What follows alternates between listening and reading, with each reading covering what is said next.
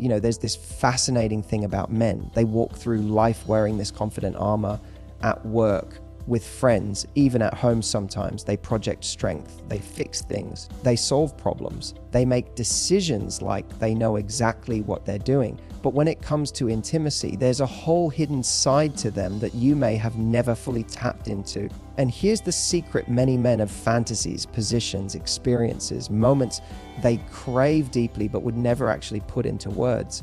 Not because they're ashamed of them, but because they fear how you might react. They don't want to risk judgment, awkwardness, or the possibility of killing the moment.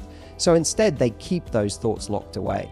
And the funny part, those locked away thoughts are exactly the kind of moments that could completely transform your connection, your chemistry, and yes, your sex life. If you've ever looked at your relationship and thought we've lost a little of that spark, or we're doing the same routine over and over again, then I want you to listen closely, because that is exactly where passion goes to die. Passion doesn't fade because two people fall out of love. Passion fades because things become predictable. And in the world of attraction, predictability is the enemy. Now, I know what some of you are thinking, Matthew. Are we really about to talk about this? Yes, we are, because sex is not separate from your emotional connection. It's a part of it. The physical is deeply tied to the emotional, the mental, the psychological. And when you start to play in that space where fantasy and reality blend, you wake up parts of your relationship that have been asleep for years. So today, I want to give you something different. I want to share with you 5 positions men secretly beg for. Positions that are so impactful, they can change the way he sees you, thinks about you, and desires you. The funny thing, most women never try them, not because they can't, because they simply don't know the effect they have. Let's start with position Phase 1, which I like to call the Queen's Throne. This is where you straddle him while he's sitting upright, maybe in a chair, maybe at the edge of the bed, maybe even on the couch after a night out. This is not just being on top. This is a declaration. It's you saying, without words, I'm in control right now. I'm choosing you, and I want you. Why does this drive men crazy? First, it's visual. Men are incredibly visual creatures, and in this position, you're right there, fully in his sightline. He can take in your expressions, your body, your energy. Second, it's intimate. You're face to face, which means your lips, your breath, your voice, they're all in play. And third, it flips the power dynamic in a way that's electrifying for him. He's used to leading, but here you are taking over, and that contrast makes his pulse race. But here's the secret sauce. It's not just about the position, it's about the energy you bring into it. When you straddle him, don't just sit there, own it. Place your hands on his jaw, look into his eyes like you could drink him in. Play with his hair, lean in and whisper something that makes his mind go blank. Tell him exactly how good he feels. Bite his lip gently. Keep your hips moving slow or fast, teasing or insistent. It's your rhythm, your rules. Now, I can already hear some of you thinking, but Matthew, I don't have the body I did at 25. And here's my answer, it doesn't matter. This isn't about being a gymnast or having a magazine perfect body. Confidence is the sexiest thing in the room. A man will remember the look in your eyes, the way you move, the way you made him feel, far more than he will remember the exact curve of your waist. If you own the moment, he will be obsessed. And here's the other beautiful thing about this position. It works anywhere. It doesn't have to be in the bedroom. Picture this, he's sitting at the dining table after dinner. You casually walk over, pull his chair back slightly, climb into his lap, and kiss him like you can't wait another second. Do you think he's going to forget that anytime soon? Not a chance. The Queen's Throne is a statement. It says, I desire you. I'm confident. I'm not afraid to take what I want. And for a man, that is irresistible. In a moment, we're going to talk about position Fight 2, a move that taps into one of the most primal, masculine instincts men have, and why most women have no idea how powerful it is until they try it. This one's going to take you out of your comfort zone in the best way possible. So you've just given him the Queen's Throne, you've taken control, you've made him see you in a whole new light, and you've reminded him that you can switch the rules of the game anytime you want. That confidence, that dominance, it's still burning in his mind. But now we're going to take things somewhere different, somewhere that pulls at his primal, instinctive side. The part of him that wants to claim you, to hold you like he's afraid to lose you. Position 8-2 is what I call the wall claim. This isn't a position that happens quietly or politely. This is a position that bursts out of raw attraction and tension that's been building, maybe over the course of a day, maybe over the course of a week. This is the one where you're standing, you're back against a wall, and he's right there in front of you, holding you up, kissing you like he's starved for you, his hands in your hair, on your hips, on your back. Why does this position hit men on such a deep level? It's because it taps into the hunter inside him. It takes him out of the calm, controlled role and throws him into a moment where he's acting out of pure, unfiltered desire. It's physical, it's urgent, it's a little messy, and that's exactly what makes it unforgettable. Now here's the twist: while this position feels like it's about him taking control, you're actually the one orchestrating it. The magic is in how you set it up. Maybe you're in the kitchen, you're laughing together, and you suddenly walk toward him, grab the front of his shirt, and pull him in for a kiss. Then, without breaking eye contact, you take a couple of slow steps back until you feel the wall behind you. Boom, you've just created the perfect stage for the wall claim. From there, let him press you into it. Wrap your legs around his waist if the height works. Hold his face in your hands. Let your lips wander to his jaw, to his neck. Just enough to make him groan. And here's the key: let there be pauses. Pull back for a second, look into his eyes, smile like you know exactly what you're doing to him, and then go right back in. That tease is everything. Men love this because it combines vulnerability and dominance in one explosive mix. You're letting him feel like he's taking you, but you've initiated the whole thing. That subtle shift, you leading him into the role without him realizing it, makes you unforgettable. He'll walk away from that moment thinking, I can't get enough of her. And don't limit this to the bedroom. The wall claim can happen almost anywhere. Maybe it's in the hallway on your way to the bedroom. Maybe it's in the garage before you even get out of the car. Maybe it's in the bathroom while the shower's heating up. The location changes everything. And every time you change the setting, you're adding another memory to his obsessed with you file. Now, let me give you a secret trick that takes this position from hot to mind-blowing. Use your voice. In those moments when you're catching your breath, whisper something in his ear. It could be sweet, I've been thinking about you all day. It could be daring, I want you right here. Or it could be playful, think you can handle me. The point is to give his mind something to hold on to long after the moment ends. Because here's the truth. Men don't just remember the physical, they remember the emotional charge attached to it. When you combine the physical intensity of the wall claim with words that make his brain light up, you're not just giving him a physical experience, you're imprinting yourself on him. And let's talk confidence for a moment, because I know some women hesitate with this. They think, I don't want to look awkward trying to pull him toward the wall. But listen, he's not judging your technique, he's not analyzing your choreography. All he's feeling in that moment is, she wants me so badly, she couldn't wait. That's powerful, that's addictive. Now, if you've given him the Queen's Throne and then maybe a day later surprised him with the wall claim, you've already broken two major rules of predictability in your relationship. You've shifted the dynamic twice, once by taking the lead in a dominant way, and once by letting him step into his most primal masculine energy. And the best part, he has no idea what's coming next, which brings me to position Phase 3. This one's different. It's slower, more intimate, more emotionally charged. It's the position that makes him feel like the most desired man on earth, while also making him melt for you in a way he didn't know he could.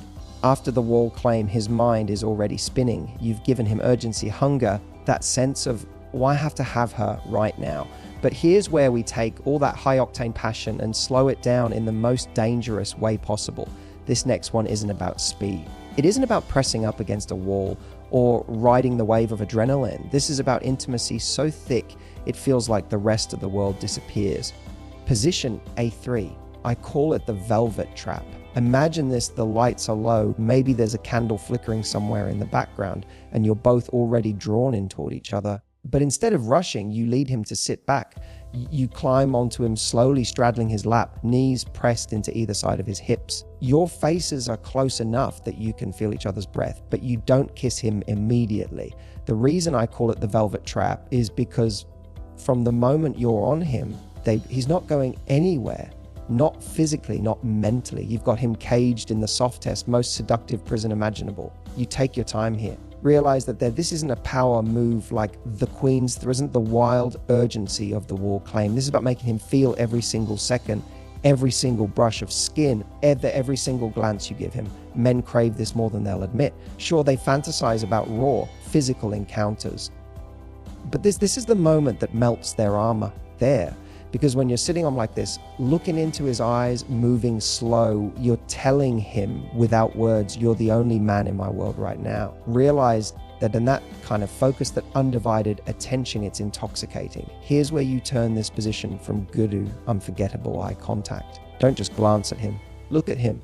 Really let your gaze rest on his. Let there be moments where you just exist together. You might to his chest, run your fingers through his hair, trace the line of his jaw with your thumb there, and in between those touches, keep that eye connection strong. It creates an emotional intensity that even the most physical position can't compete with.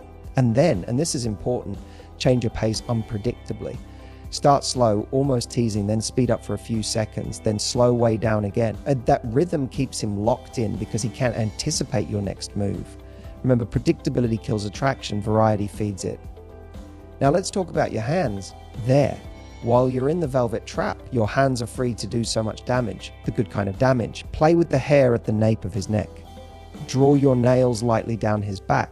They grip his shoulders firmly for a moment to ground him in the feeling of your body against his, or lean in, kiss him softly, realize that they're there, then pull back just enough to let him feel the loss before you give it back again. Here's the thing most women don't realizing, men aren't just turned on by what you do, they're turned on by how much you enjoy yourself while doing it. When you're in the velvet trap, let yourself feel it. Let the little gasps escape. Realize that let your body move in a way that feels natural and unhurried. The more you're in the moment, the more he's going to be obsessed with staying there with you. And I'll give you a little psychological secret here. When you give him a position that's this emotionally charged, you're creating a memory that lingers far longer than the act itself. Days later, when he's sitting at his desk, he'll think of the way you looked at him in the velvet trap, the way you touched him, the way you seemed completely lost in him. And that thought alone will bring all those feelings rushing back. Realize that that's how you make him crave you even when you're not around. One more thing, and this is key for making this position hit your man's heart as much as his body. Whisper something personal. Realize that not just dirty talk, though you can absolutely do that if you want, but something that makes him feel chosen. Something like, no one else gets this side of me but you. Those words sink deep because they're not just sexual, they're emotional. They tell him he's in a category all his own. Realize that now, by the time you've gone from the Queen's throne to the war claim to the velvet trap, you've shown him three sides of you: the playful leader, the passionate partner. Realize that they're in the deeply intimate lover. You've covered dominance, urgency, and emotional depth, which means for position 8-4 that we're about to push things back into a space that's a little more adventurous, the kind of thing most men fantasize about but rarely get to experience. And trust me, position A4, that's where the fun really begins. We've gone from playful dominance in the Queen's throw B to urgent passion in the war claim B to deep emotional connection in the velvet trap. Now we shift gears into something that blends vulnerability with raw erotic charge, something that lets him see you in a way that's almost too intimate to look at, but he can't look away. Position A4, the mirror surrender. Why the mirror? Because this is one of the only positions where he gets the visual, you get the power of his gaze, and you both get the thrill of seeing exactly what's happening in real time. This works whether you've got a full-length mirror in your bedroom or even just a strategically placed dresser mirror. Here's the setup, and you're in front of him facing the mirror. He's behind you, his hands at your waist or running up your sides. The beauty of the mirror surrender is that you're both watching and feeling at the same time. You can lock eyes with him through the reflection, which creates this strange, realize that they're almost cinematic energy. You're in it together, but you're also spectators to your own connection. Now, here's the trick to making this absolutely electric. They alternate between holding his gaze in the mirror and breaking it. Sometimes meet his eyes for a few seconds, then look down at yourself with a little smirk, like you're aware of how good you look and how much he's enjoying it. That combination, confidence plus shyness, is irresistible. Another element, use your hands. In the mirror, he's watching you touch yourself, adjust your hair, trace your fingers, down your own body. And every little move you make is amplified by the fact that he's watching it all happen from two angles at once.